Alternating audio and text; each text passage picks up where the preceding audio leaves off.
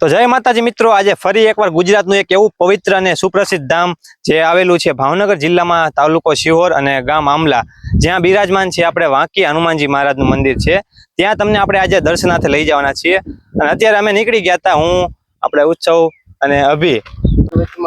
તો અમે ત્રણેય નીકળી ગયા અને અમે જતા હતા વાંકી હનુમાનજી મહારાજના દર્શનાર્થે. અને રસ્તામાં આપણને તિરુપતિ બાલાજી મંદિર દેખાણું, તો આપણે તમને ત્યાં દર્શન કરાવી દઈએ. તો મિત્રો, તમને અહીંનો વ્યૂ જોઈ શકો છો. હરિયાળી વાળો આખો વ્યૂ છે અને સરસ મજાનું એવું દ્રશ્ય છે, તમે જોઈ શકો છો. હરિયાળીની વચ્ચે તિરુપતિ બાલાજી મંદિર છે અને ત્યાં તમને આપણે જઈને દર્શન કરવાના છીએ. બાજુમાં એક સરસ મજાનો ડુંગર છે અને તમે જોઈ શકો છો આજુબાજુમાં આખો ડુંગરાળ વિસ્તાર જ છે. ગાય માતા અહીંયા ચરે છે, તમે જોઈ શકો છો. અને સરસ મજાનું આ દ્રશ્ય છે. તો મિત્રો, આપણે તિરુપતિ બાલાજી મંદિરના ગેટ પાસે પહોંચી ગયા અને તમને પેલા મંદિરની સામેનો તમને વ્યૂ બતાવી દઉં. તમે વ્યૂ જોવો ખાલી. સામે વચ્ચે નદી છે અને સામે આખો ડુંગરાળ વિસ્તાર છે. આવો નજારો લગભગ તમે ક્યાંક જ જોયો છે, અને એમાંય પાછું ચોમાસું એટલે નજારો કંઈક આખો લીલોતરી વાળો નજારો તમને આખો જોવા મળે. તમે જોઈ શકો છો. તો મિત્રો, આપણે તિરુપતિ બાલાજી મંદિર પહોંચી ગયા છીએ અને હવે તમને ભગવાન વેંકટેશના દર્શન કરાવી દઈએ નજીકથી. તો તમે ભગવાન વેંકટેશના દર્શન કરી શકો છો. તમે મૂર્તિની સુંદરતા જુઓ. જે મૂળ મૂર્તિ, જે આપણે ભગવાન વેંકટેશનું જે મૂળ મંદિર છે આંધ્રપ્રદેશ ચિત્તૂર જિલ્લો અને તિરુપતિ શહેરમાં જે તિરુમલા પર્વત છે જ્યાં ભગવાન વેંકટેશ બિરાજમાન છે, એવો જ નજારો તમને અહીંયા જોવા મળશે. તો મંદિરની સામે બીજી 3 મૂર્તિ છે જેમના તમને આપણે દર્શન કરાવી દઈએ. તો પહેલા શ્રી પદ્માવતી માતાજી, તો એમના તમે દર્શન કરી શકો છો. અને પછી ભગવાન વિષ્ણુ, તો એમના પણ તમે દર્શન કરી શકો છો. સરસ મજાની મૂર્તિ છે, તમે જોઈ શકો છો.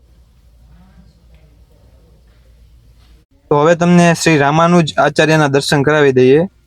તો તમે શ્રી રામાનુજ આચાર્યના દર્શન કરી શકો છો. અને એની બાજુમાં તમને તિરુપતિ બાલાજી મંદિરની અંદર આવવાનો ગેટ, જે મેઇન ગેટ છે, જોવા મળશે. અમે પાછળના ગેટથી આવ્યા, જે આગળનો એક ગેટ હતો ત્યાંથી તમને પહેલા દર્શન કરાવ્યા. એ ગેટથી અમે આવ્યા અને આ પેલો મેઇન ગેટ છે. અને તમે વૃક્ષો જોઈ શકો છો અહીંના. અને તમને મંદિરનું લોકેશન બતાવી દઈએ. તમે જોઈ શકો છો, સરસ મજાનું એવું મંદિર છે. તો તમે મંદિરની પાછળનો તમે વ્યૂ જોવો ખાલી.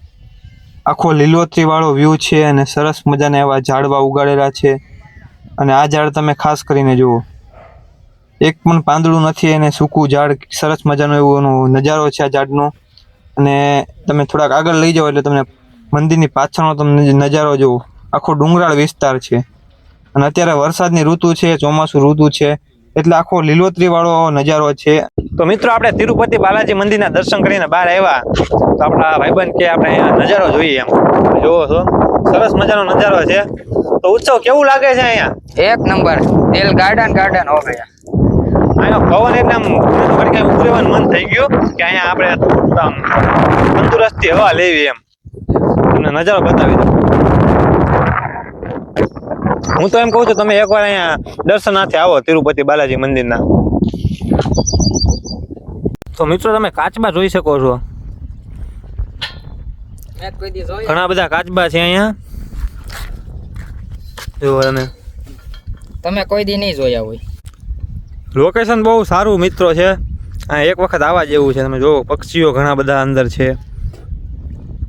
તો મિત્રો, તમને હવે હાઈવેથી વાંકી હનુમાનજી મંદિર તરફ જવા માટેનો જે રસ્તો છે એ બતાવી દઈએ. તો તમે જો ભાવનગરથી આવતા હોય તો તમારે ડાબી બાજુ વળવાનું રહેશે. અને જો રાજકોટથી આવતા હોય તો તમારે જમણી બાજુ વળવાનું રહેશે. અને વળતાની સાથે તમને એક ગેટ જોવા મળશે. અને જે રસ્તો જાય છે એ તમને ડાયરેક્ટ વાંકી હનુમાનજી મંદિર તરફ લઈ જશે, જે અહીંયાથી 3 કિલોમીટરના અંતરે આવેલું છે. તો મિત્રો, તમે જોઈ શકો છો, તમે હાઈવેથી અંદર આવશો એટલે તમને એક બોર્ડ જોવા મળશે. જે આ રસ્તો આ બાજુ જાય તિરુપતિ બાલાજી મંદિર જાય છે. અને એક સામે રસ્તો છે, ત્યાં આપણે જલધરા ખોડિયારમાંના મંદિર બાજુ રસ્તો જાય છે. અને અહીંથી તમે સીધા જઈશો એટલે વાંકી હનુમાનજી મહારાજનું મંદિર આવશે. તો મિત્રો, તમને જલધરા ખોડિયારમાંનું મંદિર બતાવી દઈએ. અને મિત્રો, આ લોકેશન જે છે એ આંબલાનું ત્રિવેણી તીર્થધામ કહેવાય.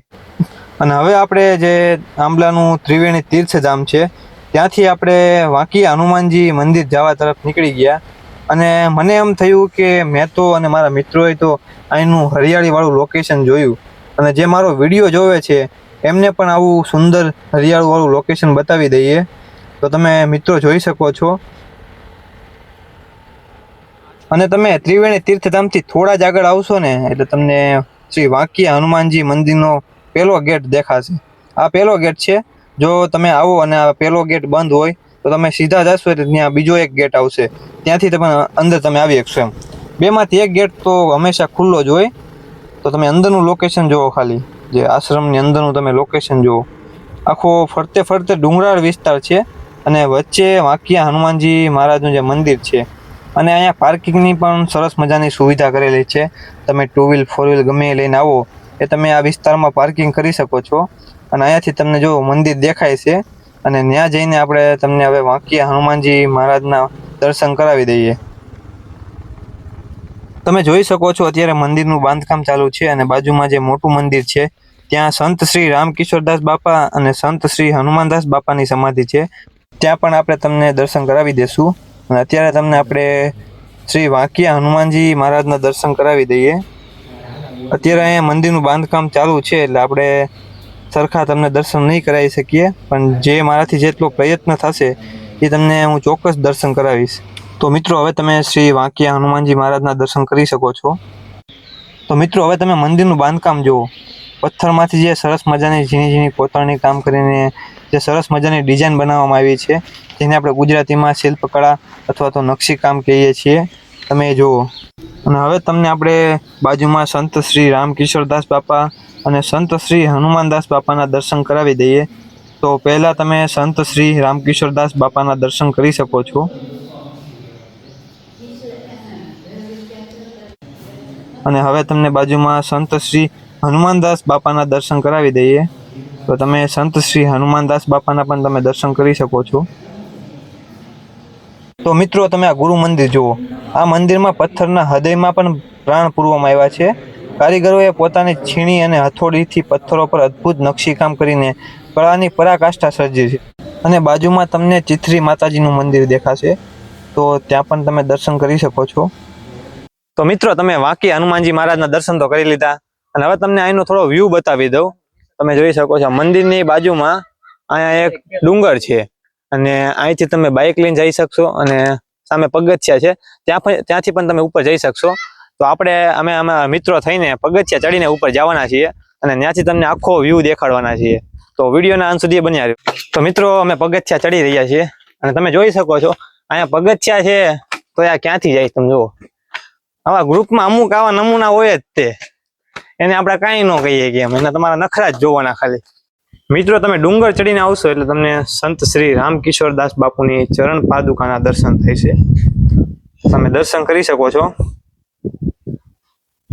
અને પાછળ તમને હજી 3 દર્શન હું કરાવી દઉં. શ્રી રામ સેવકદાસ બાપુના દર્શન તમે કરી શકો છો. શ્રી કાળીદાસના તમે દર્શન કરી શકો છો. અને શ્રી જગમદાસ બાપુના પણ તમે દર્શન કરી શકો છો. અને મિત્રો ડુંગર ઉપર પણ એક સરસ મજાનો નજારો છે, તમને બતાવી દઉં.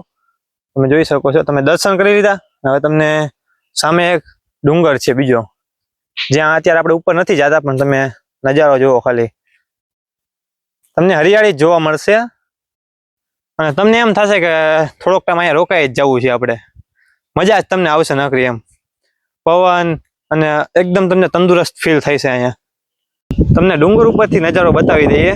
ડુંગર એટલો બધો ઊંચો નથી, પણ તમને અહીંથી વ્યૂ સારો દેખાય છે નીચેનો મંદિરનો અને આખા આશ્રમનો તમને વ્યૂ બહુ સારો દેખાય છે. તો મિત્રો અમને તો આનંદ આવ્યો જ છે, પણ ઉત્સવને તો કંઈક વધારે જ આનંદ આવી ગયો. તમને બતાવી દઉં. તમે જુઓ ખાલી એને કંઈક વધારે મજા આવી ગઈ એમ, છોકરાની જેમ રમે છે. તમે જુઓ ખાલી ઉત્સવ લખણ બધા તારામાં આવ્યા ક્યાંથી? બાલ મંદિર છે. તો મિત્રો તમને વાંકિયા હનુમાનજી મંદિર, જ્યાં વાંકિયા હનુમાનજી બિરાજમાન છે અને તિરુપતિ બાલાજી મંદિર જ્યાં ભગવાન વેંકટેશ બિરાજમાન છે એમના દર્શન કરીને તમને કેવો અનુભવ થયો કોમેન્ટમાં જરૂરથી જણાવજો. અને મારો આજનો આ વિડીયો કેવો લાગ્યો, જો વિડીયો ગમ્યો હોય તો વિડીયોને લાઈક કરો. આવા જ ધાર્મિક વિડીયો અને ગુજરાતના તમામ નાના મોટા ધાર્મિક સ્થળોના દર્શન કરવા માટે અમારી ચેનલ કાઠિયાવાડી મેનને સબસ્ક્રાઇબ કરો. અને હવે પછીનો નેક્સ્ટ વિડીયો શેના ઉપર બનાવવામાં આવે એ પણ કોમેન્ટ કરીને જણાવજો. મળીએ નેક્સ્ટ ધાર્મિક વિડીયો સાથે. ત્યાં સુધી જય માતાજી.